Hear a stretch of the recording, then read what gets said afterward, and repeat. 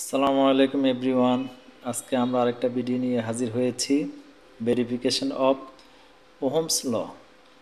Ohm's লর সূত্র অনুযায়ী আমরা কিভাবে একটা সার্কিটের ভোল্টেজ এবং কারেন্ট বের করতে পারি। ওহমস ল এর সূত্র হচ্ছে V equal to I R অথবা I equal to V by R. এই সূত্রের মাধ্যমে আমরা একটা সার্কিটের ভোল্টেজ এবং কারেন্ট কিভাবে মাপতে হয়, বের করতে হয়, সেটা আমরা এখন দেখব। আমরা এখন এই সার্কিটটা দেখে নেই। প্রথমে হচ্ছে একটা পাওয়ার সাপ্লাই, এটা হচ্ছে পাওয়ার সাপ্লাই পজিটিভ, এটা হচ্ছে পাওয়ার সাপ্লাই নেগেটিভ। তার সাথে সিরিজে একটা 1 কিলো রেজিস্টর, তার সাথে সিরিজে একটা অ্যামিটার, তার সাথে সিরিজে 2.2 কিলো আরেকটা রেজিস্টর। এই রেজিস্টরটা চলে যাবে পাওয়ার সাপ্লাইয়ের আরেকটা মাথা নেগেটিভে। তাহলে আমরা যদি এখানে 10 ভোল্ট অ্যাপ্লাই করি, এখানে আমরা একটা কারেন্ট পাবো।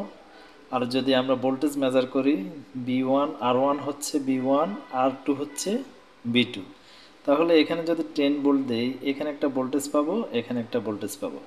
তাহলে এই যে 10 ভোল্ট, এটা এবং এটা, এই দুইটাতে আমরা 10 ভোল্ট পাবো।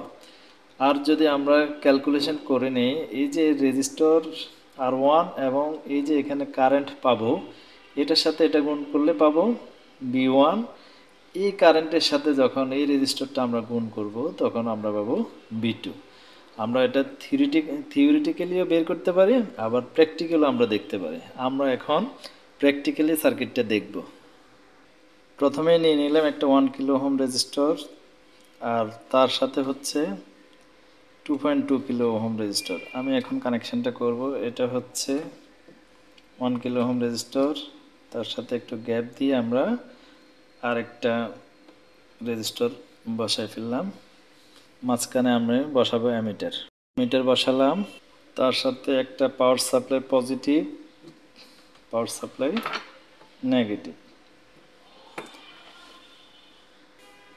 আমি এখন সার্কিটটা আবার দেখে নিই। সেটা হচ্ছে, এটা হলো পাওয়ার সাপ্লাই পজিটিভ, তার সাথে হলো একটা রেজিস্টর, রেজিস্টর থেকে একটা অ্যামিটার, অ্যামিটার হয়ে 2.2 কিলো তার সাথে হলো গ্রাউন্ডে চলে গেছে।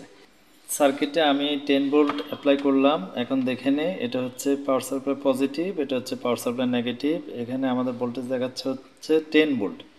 আমরা যদি B1 মাপি, B1 হচ্ছে R1, R1 এ আমরা দেখতেছি 3.06, আর অ্যাম্পিয়ার হচ্ছে 3 মিলি অ্যাম্পিয়ার। আর যদি আমরা B2 দেখি, তাহলে এখানে আসতেছে 6.85, তার মানে প্রায় আমাদের 10 ভোল্টের কাছাকাছি চলে আসছে। আর বাকিটা যেটা আসবে সেটা হচ্ছে এরর। আমরা যদি R1 এর সাথে যদি আমাদের আইটাকে গুণ করি, তাহলে আমরা এখানে B1 পাবো।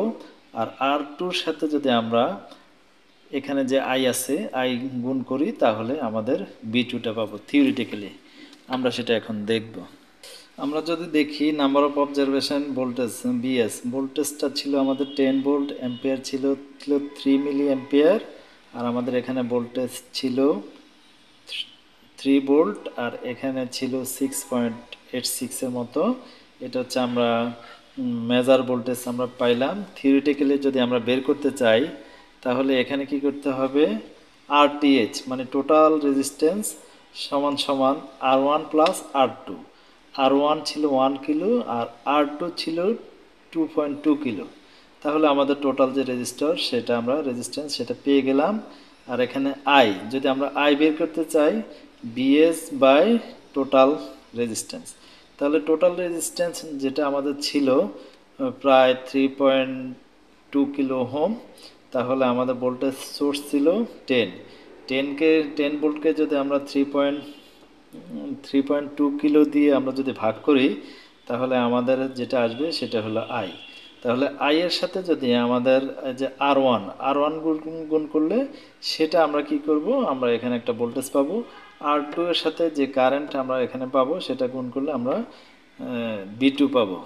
এভাবে আমাদের সার্কিটটা কমপ্লিট হবে। আর আমার এই ভিডিওটা দেখে যদি আপনাদের ভালো লাগে, সবাই লাইক এবং সাবস্ক্রাইব করবেন। সবাইকে ধন্যবাদ। আসসালামু আলাইকুম।